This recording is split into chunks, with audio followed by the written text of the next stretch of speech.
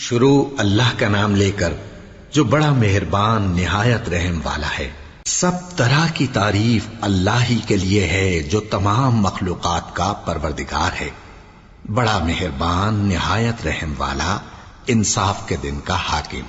اے پروردگار، ہم تیری ہی عبادت کرتے ہیں اور تجھی سے مدد مانگتے ہیں۔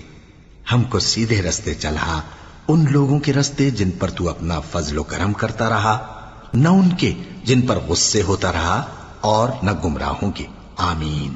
شروع اللہ کا نام لے کر جو بڑا مہربان نہایت رحم والا ہے۔ الف لام میم۔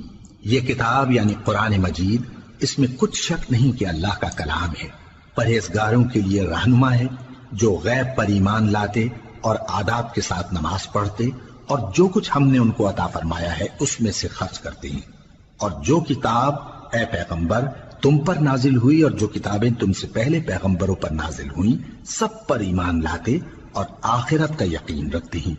یہی لوگ اپنے پروردگار کی طرف سے آئی ہوئی ہدایت پر ہیں اور یہی لوگ کامیاب ہیں۔ جو لوگ کافر ہیں انہیں تم نصیحت کرو یا نہ کرو ان کے لیے برابر ہے، وہ ایمان نہیں لانے کے۔ اللہ نے ان کے دلوں اور کانوں پر مہر لگا رکھی ہے اور ان کی آنکھوں پر پردہ پڑا ہوا ہے اور ان کے لیے بڑا عذاب تیار ہے۔ اور بعض لوگ ایسے ہیں جو کہتے ہیں کہ ہم اللہ پر اور روز آخر پر ایمان رکھتے ہیں، حالانکہ وہ ایمان نہیں رکھتے۔ یہ اپنے خیال میں اللہ کو اور مومنوں کو دھوکہ دیتے ہیں، مگر حقیقت میں اپنے سوا کسی کو دھوکہ نہیں دیتے اور اس سے بے خبر ہیں۔ ان کے دلوں میں کفر کا مرض تھا، اللہ نے ان کا مرض اور زیادہ کر دیا اور ان کے جھوٹ بولنے کے سبب ان کو دکھ دینے والا عذاب ہوگا۔ اور جب ان سے کہا جاتا ہے کہ زمین میں فساد نہ ڈالو تو کہتے ہیں کہ ہم تو اصلاح کرنے والے ہیں۔ دیکھو یہ بلا شبہ مفسد ہیں لیکن خبر نہیں رکھتے۔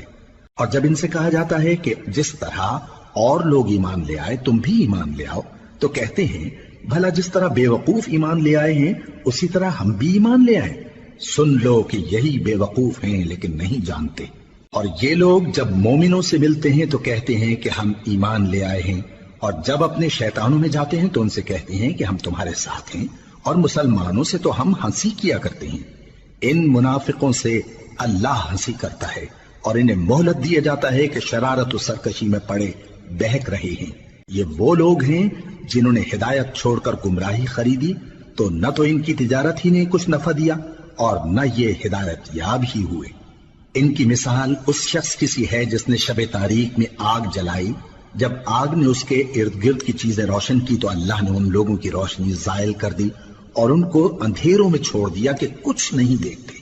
یہ بہرے ہیں، گونگے ہیں، اندھے ہیں کہ کسی طرح سیدھے رستے کی طرف لوٹ ہی نہیں سکتے۔ یا ان کی مثال میں کسی ہے کہ آسمان سے برس رہا ہو اور اس میں اندھیرے پر اندھیرا چھا رہا ہو اور بادل گرج رہا ہو اور بجلی کوند رہی ہو تو یہ کڑک سے ڈر کر موت کے خوف سے کانوں میں انگلیاں دے لے۔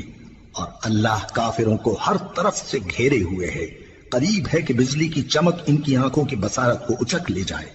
جب بجلی چمکتی اور ان پر روشنی ڈالتی ہے تو اس میں چل پڑتے ہیں، اور جب اندھیرا ہو جاتا ہے تو کھڑے کے کھڑے رہ جاتی ہیں۔ اور اگر اللہ چاہتا تو ان کے کانوں کی سنوائی اور آنکھوں کی بینائی دونوں کو زائل کر دیتا۔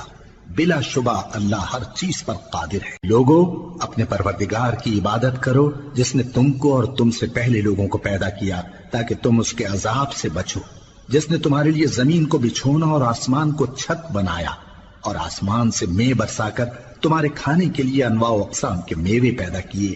بس کسی کو اللہ کا ہمسر نہ بناؤ اور تم جانتے تو ہو۔